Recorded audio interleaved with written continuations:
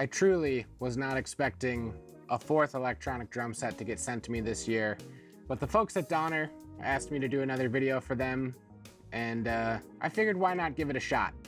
Now, as you can see, this is already unboxed from the main shipping box. I did that in the garage because, frankly, those boxes are huge and they weigh a ton, and they're hard for me to move down the stairs by myself.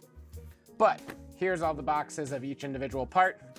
And what excites me about this kit is that it's a little bit more of a budget-friendly option for people just getting started. I believe it comes in a bit under $600, so that's probably a price that most of my lesson families could stomach more than some of the nicer kits I've been able to try, which are between $800 and $1,200. So I'm not gonna bore you with going through unboxing all this stuff, because you can probably imagine what that would be like. But let's just go ahead and see how long it takes me from start to finish to get this thing unboxed and set up, ready to play. So the first thing we got here is a drum stool. It's nice that they include this, but honestly, I'm a bigger dude and this thing is very flimsy, so I don't anticipate actually using this. Next up, I got to a few of the pads, and when I first looked at these, I was a little disappointed in the size, but as I got into some of the other pads, I realized that actually there's different sizes, so that's actually really nice, and I enjoy that. In the next box here, we have the kick tower, the hi-hat pad, a pair of headphones, and of course, the kick pedal. I'm always amazed at how creatively they pack everything in order to get it in the smallest box possible. Next up was the module, which is really small and compact, but honestly, I kind of like it when those are a little more concise and just bare bones. And finally, we have the rack system that holds everything up. This was a number of plastic tubes, which seems like it would be kind of lightweight and flimsy, but once you put it together, it does seem to hold its structure fine. I took a quick look at the user manual, which is plenty descriptive and helpful, but since I've put together a number of these kits on my own, I didn't really need it. Getting the rack set up is probably the most crucial part of everything so that you have a nice sturdy base to attach all of your pads to. This can be a little finicky, and you'll definitely need a drum key to tighten and loosen the joints as you're putting the rack together, but once you have the base assembled, you can add the L arms for all of the drum pads and the cymbal arms for all three cymbals. Adding the actual drum and cymbal pads is pretty much the same process as their acoustic counterparts. Once I had both pedals in place, I was able to get to wiring this up pretty quickly. You'll notice that the loom of cables coming from the brain out to the pads get progressively longer depending on how far away each pad is from the brain.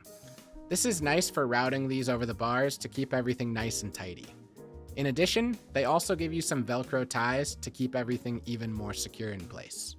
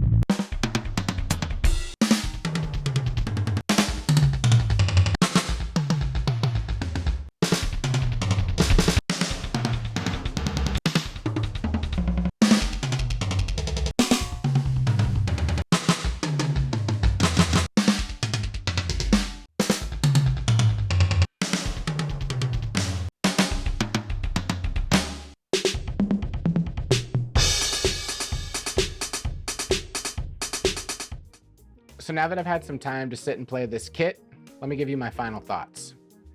Overall, the feel of the drum set is great. The drum pads are probably the highlight of the whole set.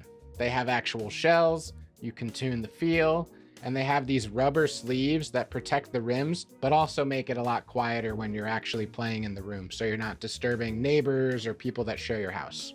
The cymbal pads are fine. I've played better, but I've also played worse. And for this price point, it's kind of what I expected.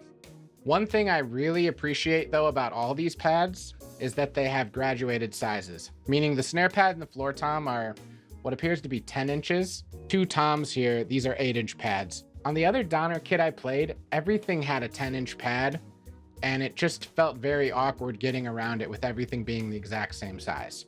Going to the final pad, the kick tower, that I would say is probably the weakest point physically. It's fine and does its job, but what I noticed is the tower pad can't actually adjust height, which means I had to put the beater much higher than I would normally play it, and it was just really hard for me to get used to. Same goes for the hi-hat pedal.